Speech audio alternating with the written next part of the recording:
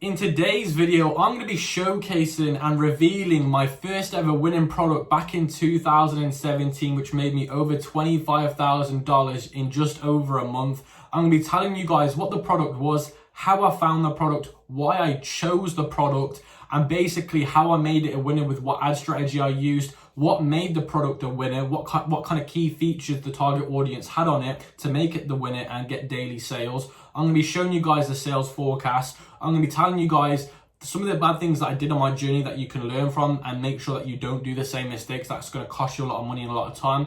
I'm also going to be showing you the strategy I used to make it a winner on Facebook. And then I'm also going to be telling you guys at the conclusion, at the end, what you guys can learn from this case study. So you're going to want to watch this video to the end because it is going to be very in-depth. You're going to find it very useful because basically you guys can connect with me, because if you're a beginner right now, you're going to see my first ever journey when I found a winner. So you're going to be able to resonate with the kind of mindset I was going through when having this winner. So guys, make sure that you subscribe to the channel and let's just get straight into the good stuff.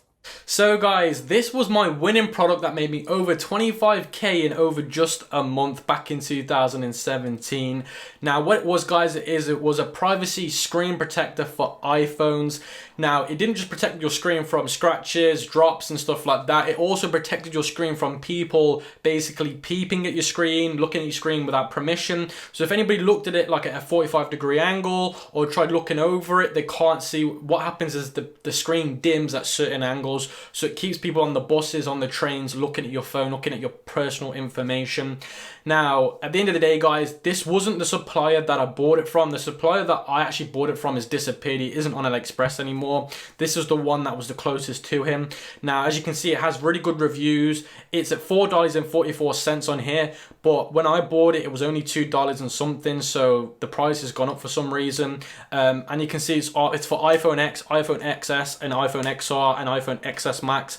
Now, when I did this product, it was only for iPhone X, iPhone X and below. It went down to iPhone 5S when I was doing it, which was insane because basically more people could buy it then. Now for some reason they're only letting people with iPhone X and above buy it, which is weird. I don't know why this supplier's done that, but they have.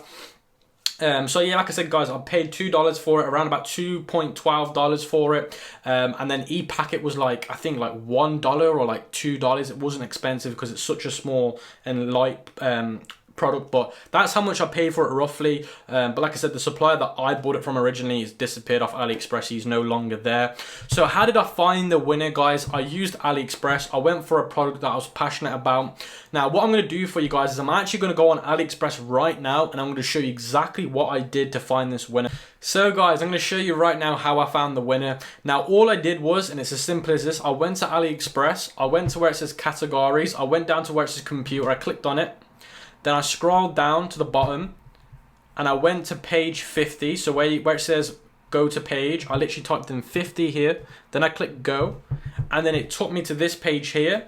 And I scrolled down and I saw that product. And as soon as I saw it, I was like, wow, I've never seen that before. It looks incredible. And the picture that they had to list it on was the one that I showed you on the Google Doc sheet. It showed it where like a 45-degree angle, you can't see anything, and a 90-degree angle facing it, you can see it. And it grabbed my attention straight away. Now, if you know me well enough, I'm a tech kind of junkie. I love my tech. I spend a lot of money on tech. So for me, it was a product that I enjoyed and I was passionate about. And as soon as I saw it, I knew that this product had a lot of potential because one, I know a lot about my tech. So I've never seen that before. I've never seen that in any computer stores like O2, Carphone Warehouse.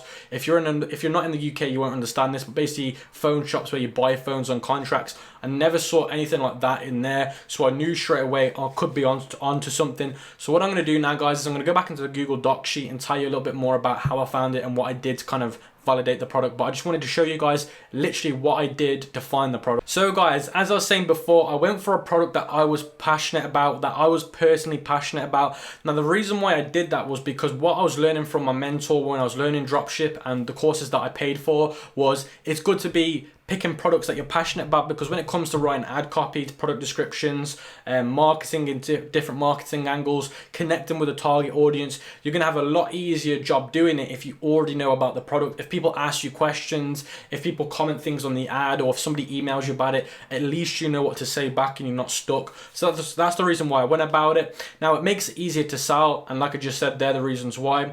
The reason why the product was good was it was a problem solver. It had the wow factor, because at that time, guys, again, even till this day, like 2-3 years after 2019, I still don't see that screen protector being sold in car phone warehouse, phone shops, department stores. It's still not being sold in there. Now, again, it had the wow factor, because wow, can the phone actually really do that with the screen? It didn't even realize that technology was even out, so it had the wow factor. And like I said, because I was passionate about the industry, because I knew about the industry, I didn't even realize that tech was even around yet. Although I'm in the industry, it means I'm always open to seeing new things. And guys, I didn't even see that. So if a normal consumer who doesn't even care about technology, just wants to protect their screen from being peeped at, doesn't even know about it, then that's even better, because if I wasn't even to know about it, why would they know about it? Because they don't even care about tech. So that's the reason why I love that product too. So I had multiple marketing angles, so basically kind of like saying to people, look, this is the reason why you want to buy it. You can basically market to people in different angles, stop people from looking at your screen on a train, stop people from looking at your screen at the dinner table. There's so many different ways you can target it to people to kind of get them to buy. So that's the reason why it was a great product. High earning target audience, so basically people that own iPhones tend to have a larger salary, tend to spend more money, tend to have the money anyway, because as we know, iPhones ain't cheap. So it was trending on Google Trends. So when I found that product on AliExpress, the first thing that I did is I went to Google Trends, typed in screen privacy protector, and it had like a massive trend on the Google trend kind of like website. And then it wasn't sold in department stores either. So when I went on Walmart and I went to in stores, it wasn't sold in stores. It was sold online at Walmart, but not in stores. I looked on like I said, Car Phone Warehouse, all of that stuff, Currys and PC World. Again, these are UK companies, but nothing. It was not being sold in store. So that was a big yes to me, because it means people just can't go out and buy it at their local store. Now, guys, this is what I did on the third day of running Facebook ads. I hit $312. And basically things were going a bit crazy. Now, when I talk to you about the strategy I use with Facebook ads, you'll understand why I was able to hit that number in so quick of time. Now, before this, I was selling products before this, but I never actually got to over $100. I was getting maybe a sale here and there, but it would just die. So for me to hit my first $100 days at the third day point was like mind-blowing to me. I was running downstairs saying to my family, this is game-changing, it works, you can make money, you can make hundreds of dollars a day. Like, I was going nuts, guys. Like, this was absolutely insane. Like I said, just completely nuts. Then the 12th day was when we hit, 12 days after that day, we hit 5K. Now, again, when I tell you about the Facebook ad strategy, you'll understand why I was testing this product so aggressively when I started, because the reason why I was aggressive with this product was because I just thought it has to work. I've never seen really anybody else advertise it. There were a few people on Facebook doing it, but nobody was really going for it. And I knew the potential of this product because I knew the industry and I knew how this could really change people's lives. And I'm going to tell you guys a funny story at the end about this product. It will make you guys laugh. So basically I hit 5K after 12 days of that day, which is about like 15 days in total. So it was completely nuts, guys, hitting 5K with the strategy I used. At this point, I was about maybe 18% profit at this point. It wasn't crazy, the profit margin. After the 30, I think it was about 35 days, 32 days of running the store, I made personally like around about 23% in profit. It wasn't insane profit margins because of a lot of mistakes that I was making on the way. It could have even been lower. It could have been about 22, 21. But because this was my first winning store, I learned a lot of mistakes. I went through a lot of mistakes that made me lose a lot of money. But I hit 5K, like I said, 12 days after this. It was completely nuts, guys. I didn't know what I was literally doing. I was literally just kind of messing around with things and it would just work. And then 37 days after, so basically after that, I was able to hit 27K in total. And then after this, guys, I hit a lot of problems, and I'll be explaining these problems at the end. Bearing in mind this was my first store, guys, that actually took off and made some crazy money. It made me see the bigger picture with ECOM. So it kind of made me think, you know what? You can make real money with this business. If you can make $27,000 in over 40 days or 40 days and do a 20 to 23% profit margin, guys, that's like really life-changing. So it made me carry on with it, because at the end of the day, at this point, I was like near enough in debt because of testing, paid for a mentor that was super expensive. But if it wasn't for that mentor, I would have never have got here. And the courses that I paid for, the courses weren't great, but it did make a little bit of a difference in certain areas. But guys, like I said, this was when I said to myself, look, Cam, you don't need to get a job. You can make this work if you just carry on. So I was upset because the store had to die out because, like I said, the stress levels, it just wasn't possible to scale the store any higher. So I had to call it a day, but it left me saying, you know what, you've got money again, you've got money to invest, and you know this works, and you know you can then achieve 100K, 500K and whatnot. So this was the game changer for me. And for everybody who's watching this, you need to stay and you need to keep going in ecom, because at the end of the day, trust me, it just takes one day like this, or it takes a month like this, or whatever you want to call it, to see the bigger picture. I get students that come to me that have never had any sales. I get them their first sale, their vision gets bigger, then they get to their first $100 day, then their first 1K a day. These little steps get you to open your vision bigger and bigger and bigger and bigger. So that's the reason why it's a game changing when you get to this stage. So now let's talk a little bit about how I actually did this. So I was doing Facebook ads. I did 30 ad sets on the first day at $3 per ad set. Now guys, what I would say is don't just take this strategy and use it, because remember, this was back in 2017. Things have changed a lot since then, so please bear that in mind. But in terms of doing Facebook ads and 30 ad sets, you can still do that today. It is a very aggressive method, and like I said at the start, the reason why I was aggressive with this product when I started with was because I knew it had potential. I just knew it was going to do something. Now, I did 30 ad sets at $3 a day. Back in those days, you could do $3 easily and it would make money in terms of ad sets. Now, $3 is a bit of a gamble, but back in those days, $3 was fine. So if you want to do this strategy, do it, but at $5 per ad set, not $3. But guys, I did 30 with $3 per ad set. I killed and scaled after 3 days. So after 3 days of launching these ad sets, I killed and scaled the ones that needed killing, the ones that didn't get sales or didn't get a certain amount of add to carts and link clicks, I killed them. I did retargeting at 300 add to carts. So as soon as I got 300 add to carts, which was like within a few days, I think it was like 6 days, I got 300 add to carts because I was going crazy at this, guys. Like, I mean, nuts with it. I got 300 add to carts really, really fast. So I started doing retargeting for add to carts. So I was doing, if you missed this, so obviously when you do retargeting, you make a new ad saying, look, I know you're interested in this and blah, blah, blah, blah. So I did retargeting. I did lookalike audiences. I did view content lookalike audiences with 1,500 view content. So I started doing view content at 1,500 view content. I did 5 ad sets at $10 per day. Now the reason why I did that was because I thought I'm doing lookalike audiences, so they're going to be better. I'm going to get more sales. And I thought if I increase the budget, then Facebook's going to get me even more sales. So back in 2017, guys, this strategy worked. You increase the ad set budget, you increase it from 3 to 10, and it just worked. And with the lookalike audiences being so clever, it just worked, guys. So back in them days, it just worked really, really, really well. Now, lookalike audiences made me the most money. I was doing view content, and like I say, bear this in mind, guys, view content, lookalike audience, and still till this day does the best for me. Add to cart lookalikes don't do that well, and purchase lookalikes don't do that great for me either. So for this store, view content just completely changed the game for me.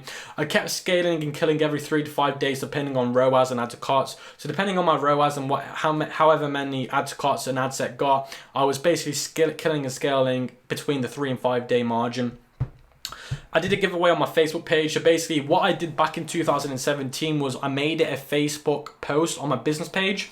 And the great thing about a Facebook post was I was doing a PPE in the background of all my purchase campaigns and my purchase ad sets. And what I would do is everybody that liked or shared the video that I put on my Facebook page, I would add them to the page. And then as soon as I added people to the page, like I added at least like 500 people or more to the page. And then what I did was, what I basically did is I did a giveaway saying, look, if you're interested, I'm going to pick 3 people to win a screen protector. All you have to do is add 3 people to tag 3 people to this post, and you will be entered to the giveaway. Now, back in the day in 2017, you could get away with saying, look, I'm doing a giveaway, tag 3 people in this post and you'll be entered. Nowadays, you can't do that against Facebook's rules, but back in the day you could, and my business page just grew. And although people were entering the giveaway, people wouldn't care about wait until whoever wins the giveaway. People were just buying it, guys, because I had the shop now button on my page.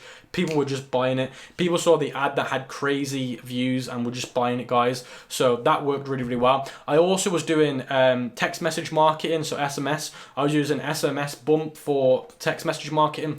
Now the reason why I use SMS for this, now I've never used SMS apart from this store. Now the reason why I used SMS marketing is, if you think about it, I'm going to be basically retargeting people on SMS when they're going to be using their phones to obviously reply to it or read it, but my product was a phone product. So although I'm retargeting on an SMS, you got to think of it psychology. You got to think about it in terms of the mind. Like, people were looking at the retargeting message on their phone. My product was made for their phone.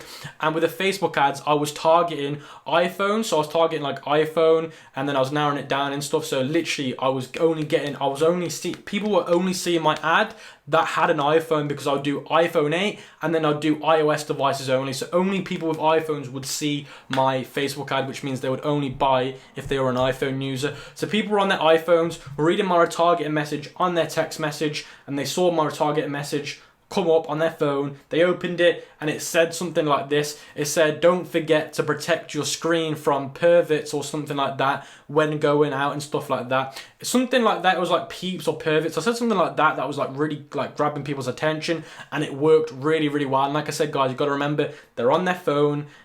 At the end of the day, I've retargeted them on their phone, and the product is there to basically protect people on their phones. So like, it just worked so well. And I know I keep going on about that, but like, I was so proud when I did that, because I thought, Cam, that's such a good idea. It was clever, it worked, and like, I made so much money on SMS retargeting. It was unreal, guys. Why did the product make money? So like, why did this product make money? Why did it do well? It had a massive problem solver. So most people prefer to keep their phone screens private in public. Now, I don't know about you, but every time I'm in public, people, when they're on their phones, are like at an angle, so make sure that people can't see it. Now, one, that makes it look like you're trying to do that, which could be perceived as rude, could be perceived as an anxiety. So to be in public and do some crazy ass like positionings on seats, or pardon me, train seats, can be crazy. So to be able to just have the screen protector on, not worry how you're sitting and nobody can see it on the right hand side. People that are doing public transport and people that are going to work on trains every day could do with this. If you're going on your bank, if you're on your mobile banking, which most people do, they don't want people to see what's on their bank. They don't want people to see their account numbers, sort codes. So this was a massive problem solver, guys. Insanely massive problem solver. You got to think, what do people go on every day of their lives? What's the most important thing to people? Their phones. What's important on their phones? Their information. So to protect that, you've got a winner. So that's the reason why it was a winner, guys. It was a massive problem solver. The second thing is, I had engaged, high earning target audience. People who own iPhones tend to have a disposable income. Also, they are engaged buyers. So people that tend to have iPhones, is they have normally a higher disposable income, which basically means they've got enough money after their salary to be going and buying things as well. And again, they're engaged buyers. So people that own iPhones tend to buy online a lot as well. So that's another reason why it did well. Easy to target the target market. So I could literally target users who would need this product. So what I'm trying to say, guys, is although you might be targeting a baby product and you'd use mother care as an interest, somebody that you target might not even be a mother. They might just be interested in being a mother, but not even a mother yet. So with this product, I was literally targeting, because like I said, I was targeting iPhone 8 in one ad set and then iPhone 7 in one ad set, and I'd literally change it to iOS devices only seeing, and only mobile devices only on that ad. So people with only phones would see it, only iOS device would see it, and people with that phone would see it, or interested in that phone would see it. So that's the reason why it also did super well. It was just super targeted to that market, guys. Number 4, it had the wow factor. Most people have screen protectors on their phones. So the majority of people that buy phones normally have a screen protector anyway. But the great thing about this is it even protected your information whilst being on their phones. So that's the reason why people are more than happy to buy screen protectors for their phones. Like, I think I read it like an article about it. so many people that have phones buy a screen protector on the same day or eventually get one. So why not, if you know somebody's going to buy a screen protector with a phone, why not sell them a screen protector that's going to do the same job but even enhance their experience by protecting their personal information, which is even more important than their phone. So that's why this product was just so well. And again, it wasn't being sold in department stores or anything, so again, it was like exclusive online, so they would have to buy it online from you. Number 5, the marketing angles of this product. So the product can be marketed in many angles to captivate the target audience. So I could say in one, because I was doing different things in different creatives, I was saying like, I wasn't doing too many, I was only doing like I think it was like 3 creatives. I didn't do too many, and this will be in the things I did bad section. Basically, I was saying in one creative, look, stop people on public transport stealing your information on your phone. So that was like a really catchy title, and back then you could get away with saying stuff like that, so it worked really well. So the marketing angles to this product were just insane. So things that I did bad, guys, I did poor ad copy. So I'm gonna actually show you the ad creative I used when I did this product. So at the end of this video, I'm gonna actually show you the ad creative so you guys can see it. Now the ad copies were just crap. They were just single, they had like, I think it was like 1.5 lines, and it was just so boring. Poor ad headlines. The ad headlines were so bad, guys, like it was horrendous. Didn't make any variations, so my ads fatigued. Beginner mistakes. This is a beginner mistake. I wasn't making multiple ad creatives, so my ads fatigued, so that's something that I could have learned from. Didn't test enough called interest, stuck to what was working, was scared to lose money. So I started 30 ad sets and then eventually just narrowed it down to the ones that were working, which was around about 5 or 6. And then after that, I wasn't testing any cold interests out. So I kind of got scared, which again, a lot of people get into this mindset, just stick to whatever's working. Yes, do that, but you also need to test things outside of that to make sure that you don't miss out any money. I had 0 upsells. Now guys, this is nuts. I had no upsells on my website. It was literally just this product, nothing else. No upsells, no upselling, no cross-selling, no in-cart upselling, just that product. So again, losing out on so much money. Didn't have a solid back end. So basically customers were emailing me left, right and center saying, look, where the hell's my stuff? You said that this is this is that. So my back end wasn't set up very well. So running this store was more stress than it was worth actually having. So again, that's why you need to make sure that your back end is all automated, because at the end of the day, running an e-com store is meant to be enjoyable, and it definitely wasn't when I was doing it. Basically had a crap supplier who made mistakes. So this is the reason why I had to close this store down. The supplier I had couldn't handle scaling on AliExpress. He said because there's too many variations of this product, he says it's a pain in the ass doing it in certain ways. So I had to actually eventually start manually ordering this product. So on my supplier's AliExpress page, I actually had to manually order these products, guys, because he was saying that doing it through a burler wasn't working well for him. So I had to do it all manually through AliExpress. So that was just unreal doing that. I actually hired a VA, but it got expensive and it was eating my profits. But at the end of the day, the supplier was the main reason why I was cancelling the store. Things just got out of hand. Things weren't realistic. I couldn't really live my life. A lot of customers had a lot of problems with receiving products that didn't match their phone. So an iPhone 8 user would be sent an iPhone 6s screen protector. So it just wasn't working out because of the supplier. That's it at the bottom line. So things to take away from this, guys, is just make sure that your supplier you're picking can handle scaling. If you haven't already, watch my best alternatives to AliExpress. Go and watch that. It's a must watch. So let's get on to the conclusion, guys. Think about the marketing angles you can use to leverage. So when you're picking a product, think about, okay, does this product have multiple marketing angles? Because if it doesn't, when you're doing new ad creatives, it's not going to work well for you. In 2019, the key is variation, and with variation comes marketing angles. So think about that when you're picking a product. Sell products that are untapped. So I've talked about this throughout my whole YouTube journey.